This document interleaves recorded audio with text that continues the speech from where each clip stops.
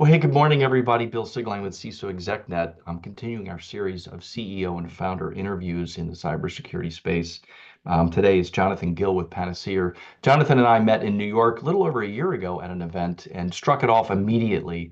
Very interesting solution, so I thought he'd be a great interview, and I'm confident that will be the case. Jonathan, happy holidays. Well, they're sort of over now. Happy New Year to you. And Great to to you. see you. I start with this question with each of our interviewees, and that is, but what inspired you to get Hmm. engaged with this company? You're not one of the founders, but you are the CEO. Yeah. What would inspire you to move to this cool technology at Panaseer? So you're right. I took over 4 years ago as the CEO, and the founders 10 years ago recognized, I would say, three things that were coming as major challenges in the cybersecurity landscape. The first one then was this growing complexity and fragmentation. And what I mean by that is the increased speed of change of IT and its growing complexity of IT environments and how quickly those move, particularly in large organizations. And on top of that is the proliferation of specialized security tools from the, whatever it is, 4 or 5,000 cyber Yeah, vendors in the world. too many. And that leads to a huge amount of fragmentation and data silos and inconsistent visibility and gaps and contradictions in the data, which would really make it difficult to manage security effectively, to the point where the security solutions would become part of the problem if this wasn't addressed. So the That's a first one great is point. Yeah. is the complexity. Um, the second one then is partly linked to that is the growing sophistication of threat actors and the consequential increase in stakeholder scrutiny that would result. So what I mean again by that is the rise of more sophisticated threat actors taking advantage of this sprawl of the growing attack surface. And because of what I mentioned in the first point about the complexity and the fragmentation, those bad actors take advantage of the coverage gaps that maybe the organization itself isn't able to see. And because of the growing cyber damage, which is a magnitude greater than the spend on cyber defense, and it's growing faster, means that the regulators are bound to get involved because we are more interconnected than ever. So they're looking at critical national infrastructure, and something happens over here and there's a consequence over there. So this interconnected nature and growing cyber damage meant that more and more stakeholders would become involved. Now, I'm not sure we anticipated exactly how it would be today, but the supply chain questionnaires, the customer questionnaires, external audit, regulators, cyber insurance, the amount of time organizations spend just answering that. And if they haven't got confidence and visibility in their own data, it's really hard to do a good job answering those questions, which come with an increasing level of legal responsibility as the world moves forward. Yeah, I feel like at times our members are guessing and sort of crossing their fingers when they fill out those forms to say, well, we've put controls in place. But Yeah. one of the things you said, I love this, is, we've come to the point where the security solutions are actually becoming part of the problem. We've made it too complex. I think that's Right. fascinating. Well, now I understand why you jumped into that role. And you can continue that really with what makes the Panacea solution so unique. What's different and special about it? Yeah. So just bouncing off what you just said, the tragedy of this situation is that most organizations are doing everything they can to defend themselves. They're buying the tools, they're putting the processes in place, they hire the people to get the most out of that technology, but they're overwhelmed by the data, and it's not their fault. It's not that they're Right. not trying. So there are four things that I would say unique about our approach, certainly when you combine them together, that help address that problem. First of all, I would say we are obsessed by trust as an organization. So there's trust in the data, there's trust in our team to partner and keep our promises to customers. I'm exec sponsor for over 10 of our customers now, and I have monthly or quarterly meetings with CISOs, and I get to hear where we're doing well and where we're not and how we can course correct because we're incredibly accountable for the promises we make. But the third trust is for CISOs to be trusted and have influence across their organization, where data can be leveraged to achieve that, whereas often it's working against them. So the first key differentiator for us is the quality of that data. We aggregate data into a single platform from various IT tools, business tools, and then all of their security tools to give you a single view And the beauty is the data is there.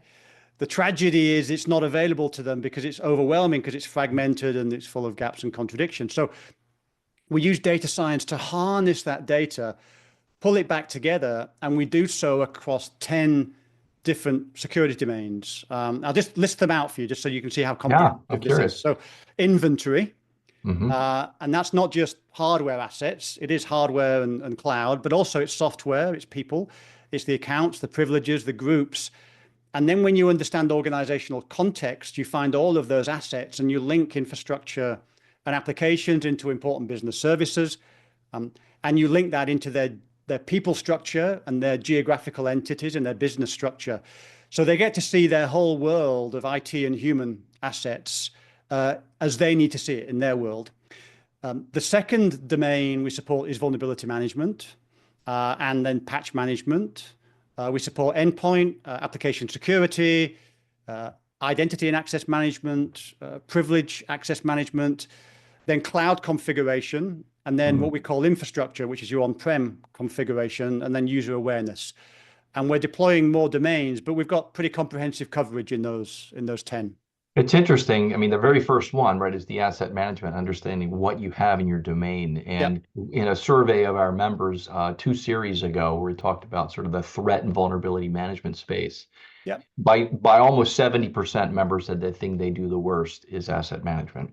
No, it's not a shock to discover Yep. this. Right? So it's interesting you solve those 10 domains, or at least you provide trusted data in those 10 domains. And I think that's an important thing that you said. You create this trusted data.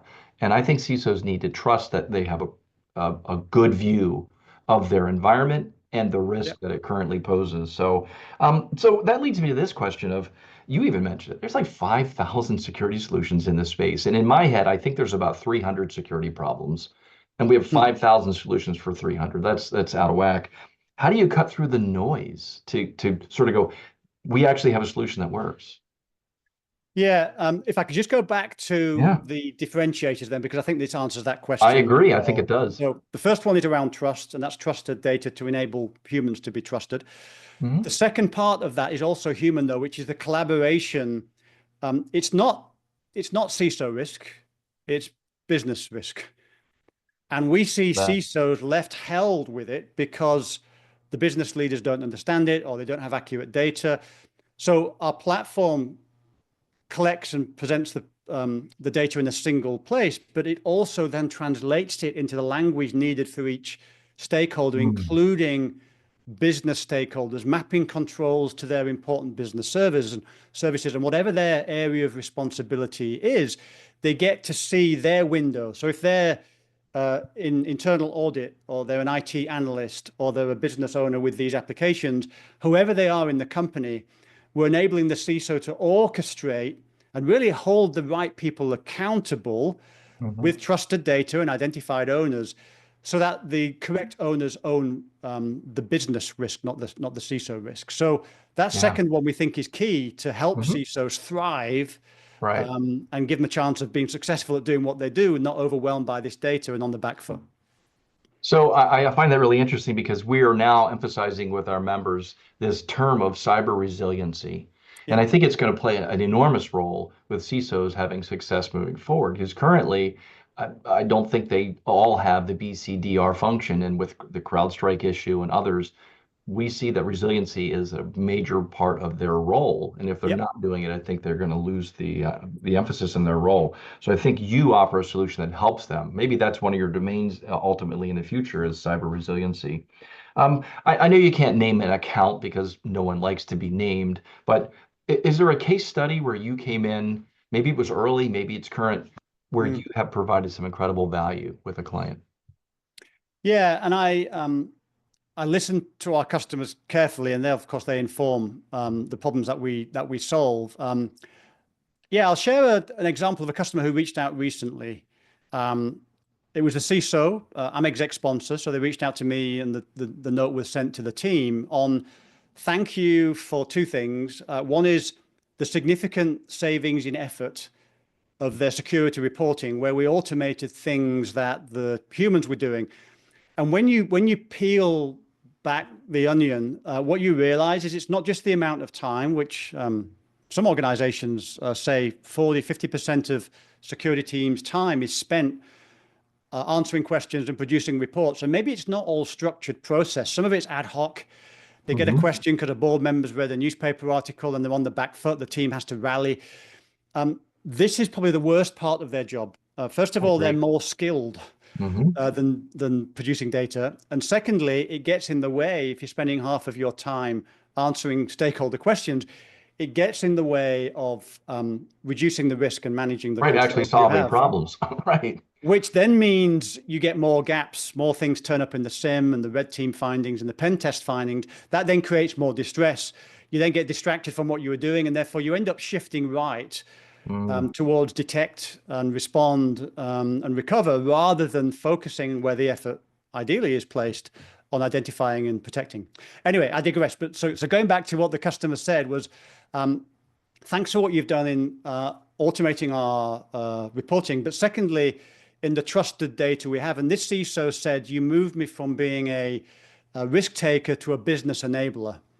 Because now I talk in the language of the business, and they walk away from the meeting owning the risk, and they explain at the next risk committee the decisions they made, which may be to accept the risk, but it's not on the CISO's shoulders, it's the business choice.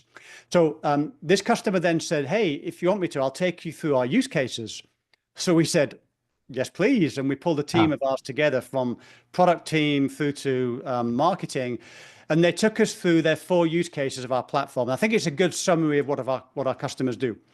And I'm going to bucket those 4 use cases into 2 groups. The first one is the highest level, whether you call it compliance or governance and risk reporting, which is one arm of what CISOs are required to do to report on the cyber posture to more and more stakeholders, as we discussed. But the second thing is risk management, which is getting those controls deployed effectively. So they're the 2 primary buckets of activities. Right. And within that, they described 4 use cases. So at the highest level, if I start with the governance and risk reporting, this level 4 was executive dashboards for regulators, external auditors, the board, automation of supply chain and customer audits and questionnaires, cyber insurance forms. And in fact, this customer said to us, we've done 80% of the internal audit work through automation within the platform. Wow. They also said at this level, our platform drives where to invest people and money, because at an executive level, you've got scorecards and heat maps and really simple high-level aggregation, a bit like you do for the security ratings companies on the outside looking in. This is informed by your own security posture and your own data. So you've got high confidence. So that high level is board level, so some internal use, but also external reporting. So that was the highest level of use based on being able to aggregate all this data into simple, high-level business-oriented views. Yeah, that is impressive. And I think any solution that can prepare the CISO to go to the business and do what I say, hand off the bucket of manure. That's the analogy I use with members is you're finding terrible things all day long. Don't hold it. It belongs to the business. Here is your risk. And it's great that they can translate to that language, that the business walks away and goes, now I understand what we have to do to lower the risk, not what you have to do, Mr. or Mrs. CISO. Exactly. So that was level 4, which is the board and external. Level 3 then was internal governance. So CISO, risk committees, a level down of detail, holding functions and operational leaders, either business leaders or technology leaders.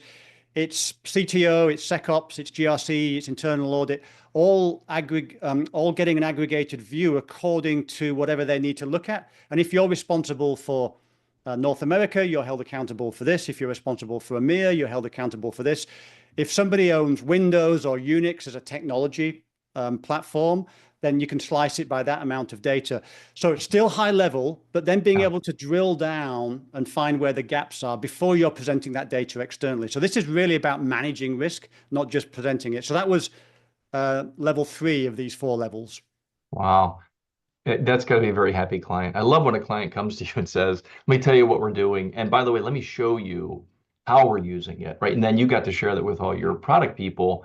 Great way to continue to make improvements. That's impressive. Well, congratulations on that one. So, well, this has had to come up in a conversation is Where does AI fit in? It's become the hottest buzz for the industry. CISOs look at it as something that can help me and also something that can hurt me. Where does Yeah. AI play a role for Panaseer?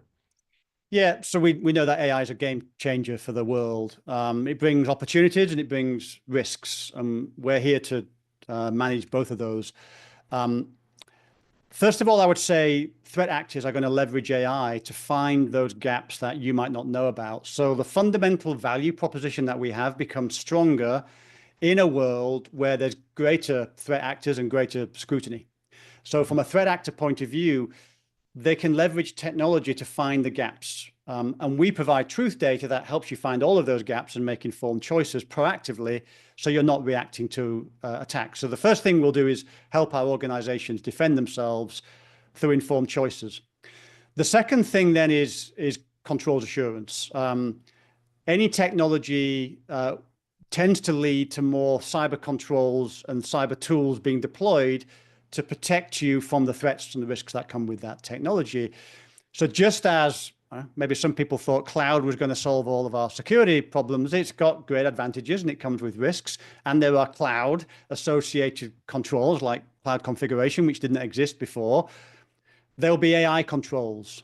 There will be tools and controls with SLAs that need to be deployed to ensure that AI is deployed effectively and safely within an organization. And that's what we do. So we have 10 domains. I've been through those with you. We'll have other domains, and AI controls is one of the next ones that's likely to come Right. on the That makes platform. sense. That's a very wise approach to it. And I like that you didn't say what so many companies will want to say is, oh, we're leveraging AI. It's all over our product. You're saying is, listen, we're considering AI as a weapon Yeah. and a tool, and we're going to help you leverage it that way. Great. Well, we'll Yeah. close with this one because I mean, here you are in a space that's, you're a more mature startup, but what advice would you give to a peer who's jumping into the cybersecurity space today? Is there, Yeah. something you would tell them as a smart CEO? So I'm learning just like everybody else. And I would say two things come to mind. One is people. And I've surrounded myself with people who are ahead of me on this journey, actually throughout my life, not just in the CEO role. And CEO can be a lonely role. And therefore, being able to get outside of your business and talk to other CEOs, choosing your investors, if you need investors, wisely so that they're partners, but certainly people. And I would actually, ahead of that, even, I would say start with the team, the values, and the culture of the organization, and don't compromise. I believe standards are set by the behavior you're willing to tolerate, Hmm. not by the best behavior. That's not what sets the standard. It's Right. the low bar that people will see, and that low bar needs to be high enough to meet your cultural expectations. So don't compromise on hiring. We are proud of our values, where we create one of our values is living authentically, which means people can take off the mask and be their authentic selves. And boy, can you be more creative when you're not having to pretend to be somebody else, or you don't feel you can be accepted for who you are. We have people of all walks of life in our organization, and we invite them in. We scrutinize them. We have standards, but we invite them in, and we want them to be themselves and feel comfortable in their own skin. And we are working hard. We are fast paced. We have high standards, and we care for each other. We're kind to each other. We have each other's backs. We meet people where we are. We give each other the benefit of the doubt. And if you get this right, I see no conflict between having a great culture and great business results. In fact, I would say the great culture is the advantage, I agree. because if you treat each other well, you treat your customers well, and You people should. don't need to be defensive or hide things or pretend. You get everything in the open, and you can make more informed choices. I'm not big on blame, and I don't spend time criticizing people. Yeah. We look in the rearview mirror to learn from it. If people make mistakes, own it and learn from it. But we don't. We're not highly critical of people when they make mistakes. It's like, okay, what do we learn from that, and how do we avoid that next time? And what can others learn from the journey you've been on? I just think team and culture and living by your values every day is number one for me. Yeah. I think that's a key piece of advice, and I think everybody should heed that. Good for you. Well, impressive organization that you've created there. I know that you guys will probably get in front of our members sometime in this calendar year. We're excited about that. Members, if you haven't had a chance to look at the Panaseer solution, you really should. Jonathan, you're a great representative for the company, and thank you for your time today. It certainly is interesting to hear your perspective. So thank you Thanks, so much. Bill. I enjoyed talking with you. Thank you.